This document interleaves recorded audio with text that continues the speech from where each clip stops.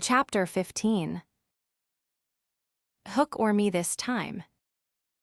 Odd things happen to all of us on our way through life, without our noticing for a time that they have happened. Thus, to take an instance, we suddenly discover that we have been deaf in one ear for we don't know how long, but say half an hour. Now such an experience had come that night to Peter.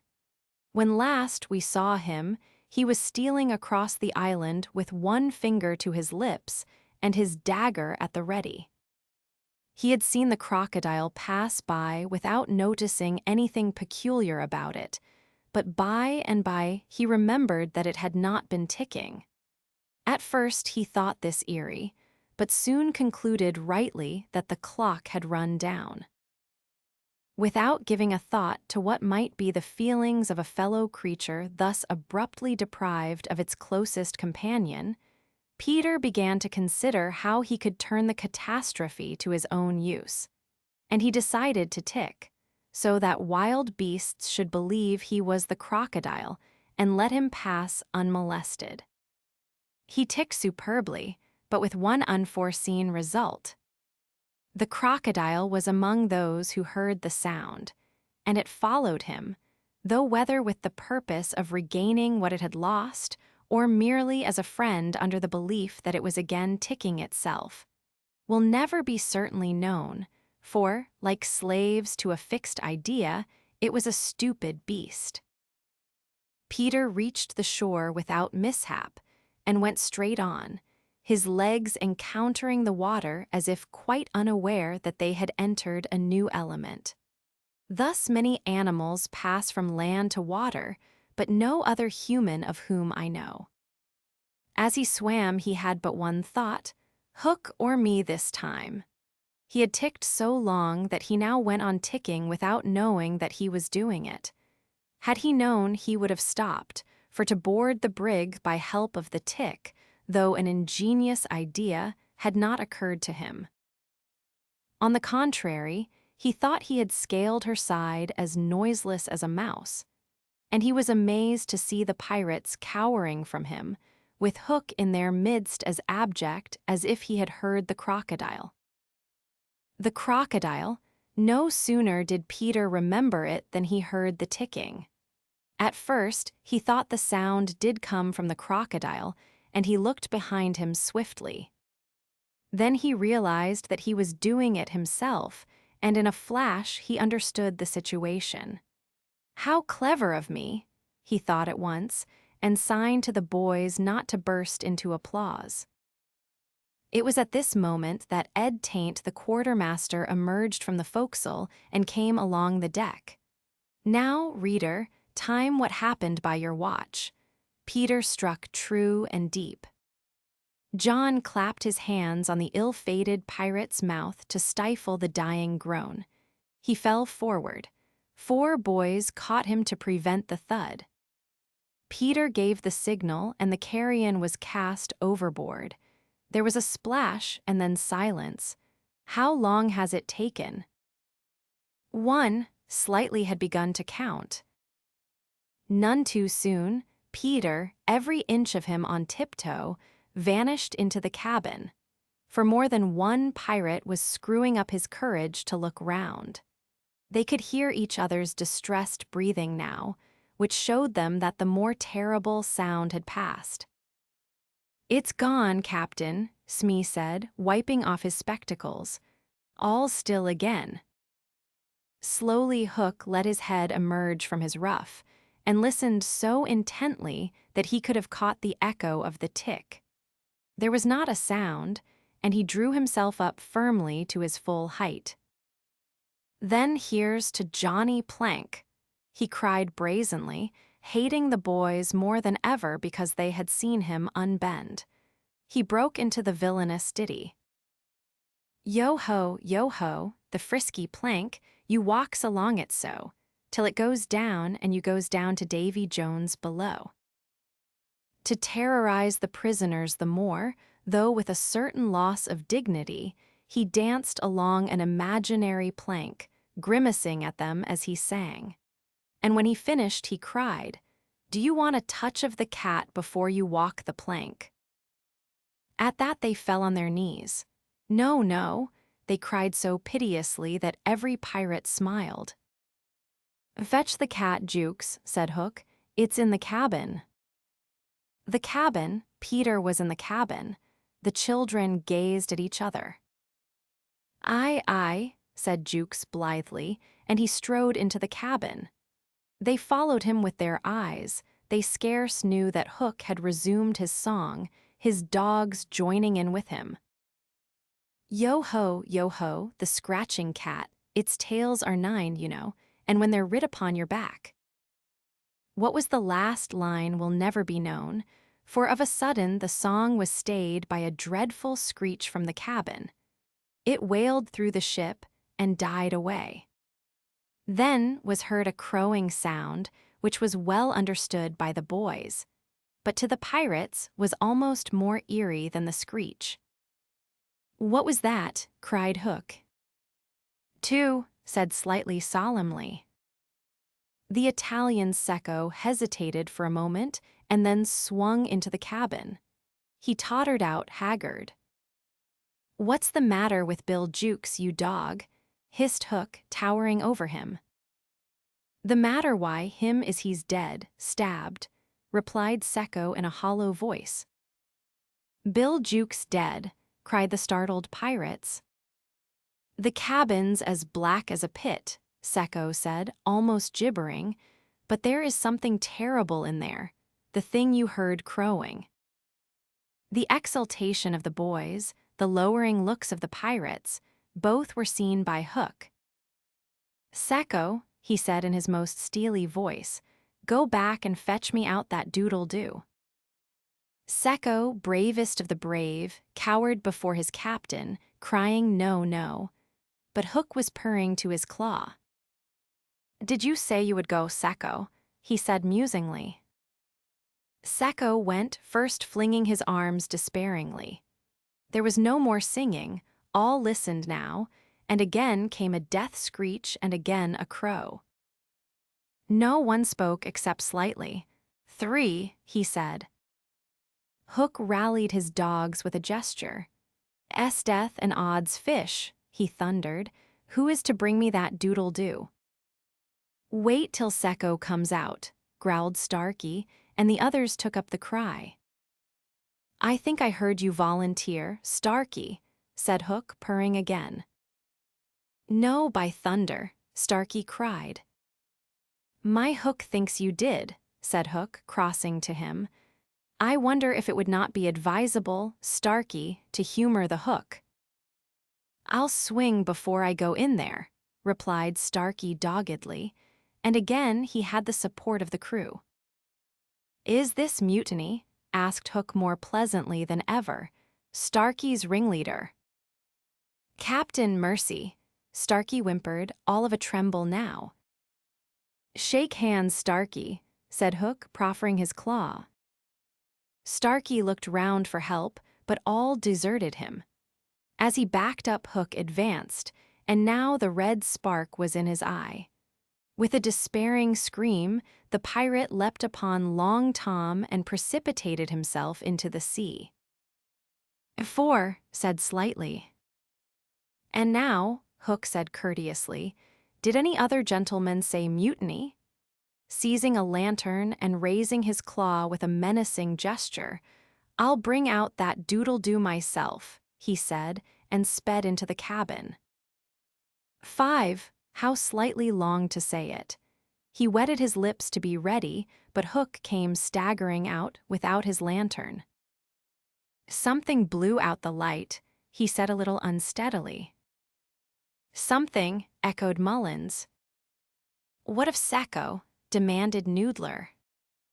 "He's as dead as Jukes," said Hook shortly. His reluctance to return to the cabin impressed them all unfavorably, and the mutinous sounds again broke forth.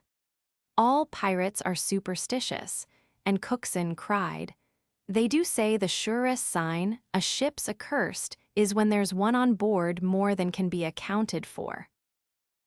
"I've heard," muttered Mullins, He always boards the pirate craft last.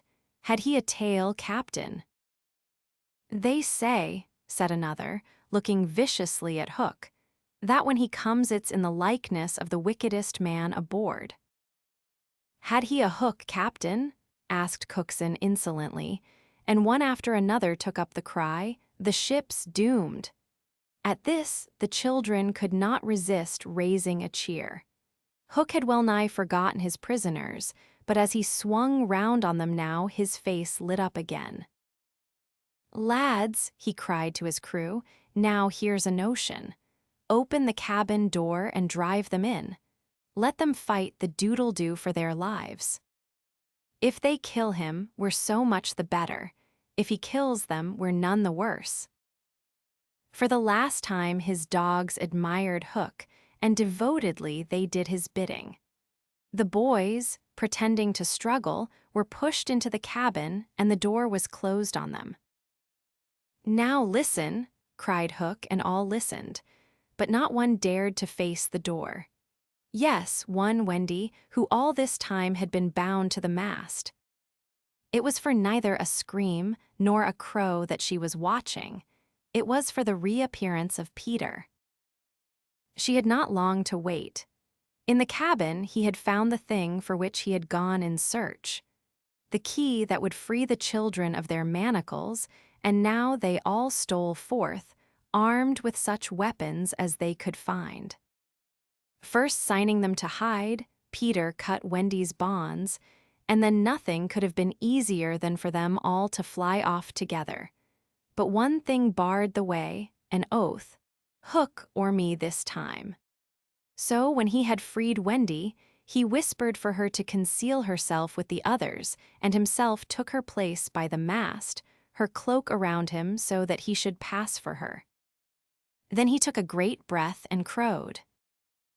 To the pirates, it was a voice crying that all the boys lay slain in the cabin, and they were panic-stricken. Hook tried to hearten them, but like the dogs he had made them, they showed him their fangs, and he knew that if he took his eyes off them now, they would leap at him. "Lads," he said, ready to cajole or strike as need be, but never quailing for an instant, "I've thought it out. There's a Jonah aboard." "Aye," they snarled, "a man, why a hook?" "No, lads, no, it's the girl. Never was luck on a pirate ship, why, a woman on board. We'll right the ship when she's gone." Some of them remembered that this had been a saying of Flint's. "It's worth trying," they said doubtfully. "Fling the girl overboard," cried Hook, and they made a rush at the figure in the cloak. "There's none can save you now, missy," Mullins hissed jeeringly. "There's one," replied the figure. "Who's that?" "Peter Pan the Avenger," came the terrible answer, and as he spoke Peter flung off his cloak. Then they all knew who 'twas that had been undoing them in the cabin, and twice Hook essayed to speak and twice he failed. In that frightful moment, I think his fierce heart broke. At last he cried, "Cleave him to the brisket," but without conviction. "Down, boys, and at them!" Peter's voice rang out, and in another moment the clash of arms was resounding through the ship. Had the pirates kept together, it is certain that they would have won. But the onset came when they were still unstrung, and they ran hither and thither, striking wildly, each thinking himself the last survivor of the crew.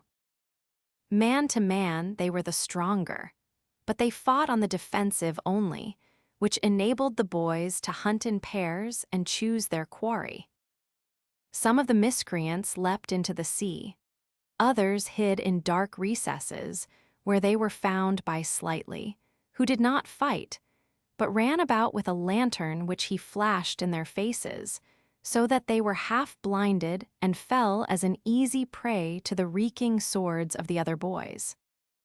There was little sound to be heard but the clang of weapons, an occasional screech or splash, and slightly monotonously counting 5, 6, 7, 8, 9, 10, 11. I think all were gone when a group of savage boys surrounded Hook, who seemed to have a charmed life as he kept them at bay in that circle of fire. They had done for his dogs, but this man alone seemed to be a match for them all. Again and again they closed upon him, and again he hewed a clear space.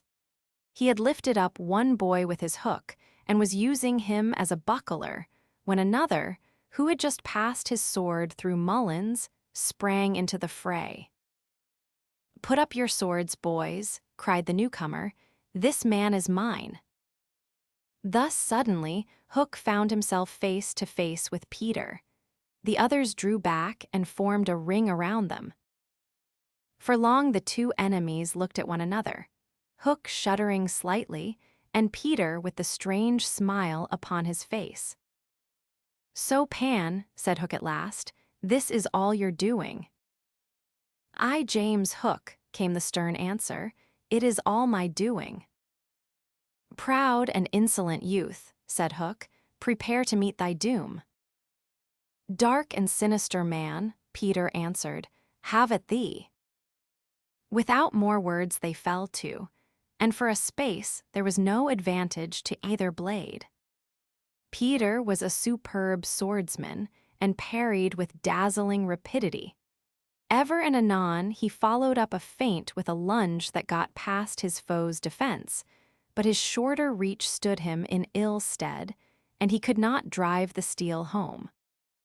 Hook, scarcely his inferior in brilliancy, but not quite so nimble in wrist play, forced him back by the weight of his onset, hoping suddenly to end all with a favorite thrust, taught him long ago by barbecue at Rio. But to his astonishment, he found this thrust turned aside again and again. Then he sought to close and give the quietus with his iron hook, which all this time had been pawing the air. But Peter doubled under it and, lunging fiercely, pierced him in the ribs.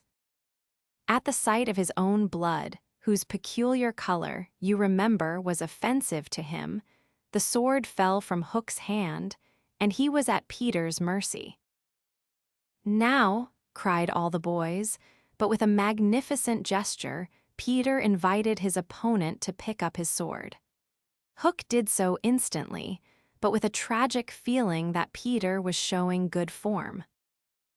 Hitherto he had thought it was some fiend fighting him, but darker suspicions assailed him now. "Pan, who and what art thou?" he cried huskily. "I'm youth, I'm joy," Peter answered at a venture. "I'm a little bird that has broken out of the egg." This, of course, was nonsense, but it was proof to the unhappy Hook that Peter did not know in the least who or what he was, which is the very pinnacle of good form. "Taught again," he cried despairingly. He fought now like a human flail, and every sweep of that terrible sword would have severed in twain any man or boy who obstructed it. But Peter fluttered round him as if the very wind it made blew him out of the danger zone. And again he darted in and pricked. Hook was fighting now without hope. That passionate breast no longer asked for life, but for one boon it craved: to see Peter show bad form before it was cold forever. Abandoning the fight, he rushed into the powder magazine and fired it. "In 2 minutes," he cried, "the ship will be blown to pieces." Now, he thought, true form will show. But Peter issued from the powder magazine with the shell in his hands, and calmly flung it overboard. What sort of form was Hook himself showing? Misguided man though he was, we may be glad, without sympathizing with him, that in the end he was true to the traditions of his race. The other boys were flying around him now, flouting, scornful, and he staggered about the deck, striking up at them impotently. His mind was no longer with them. It was slouching in the playing fields of long ago, or being sent up for good, or watching the wall game from a famous wall. and his shoes were right, and his waistcoat was right, and his tie was right, and his socks were right. James Hook, thou not wholly unheroic figure, farewell. For we have come to his last moment. Seeing Peter slowly advancing upon him through the air with dagger poised, he sprang upon the bulwarks to cast himself into the sea. He did not know that the crocodile was waiting for him, for we purposely stopped the clock that this knowledge might be spared him, a little mark of respect from us at the end. He had one last triumph, which I think we need not grudge him. As he stood on the bulwark looking over his shoulder at Peter gliding through the air, he invited him with a gesture to use his foot. It made Peter kick instead of stab. At last Hook had got the boon for which he craved. Bad form, he cried jeeringly, and went content to the crocodile. Thus perished James Hook. 17, slightly sang out, but he was not quite correct in his figures. 15 paid the penalty for their crimes that night, but 2 reached the shore. Starkey to be captured by the Redskins, who made him nurse for all their papooses, a melancholy come-down for a pirate. And Smee, who henceforth wandered about the world in his spectacles, making a precarious living by saying he was the only man that Jas. A Hook had feared. Wendy, of course, had stood by taking no part in the fight, though watching Peter with glistening eyes. But now that all was over, she became prominent again. She praised them equally and shuddered delightfully when Michael showed her the place where he had killed one, and then she took them into Hook's cabin and pointed to his watch, which was hanging on a nail. It said 1:30. The lateness of the hour was almost the biggest thing of all. She got them to bed in the pirates' bunks pretty quickly, you may be sure, all but Peter, who strutted up and down on the deck until at last he fell asleep by the side of Long Tom. He had one of his dreams that night, and cried in his sleep for a long time, and Wendy held him tightly.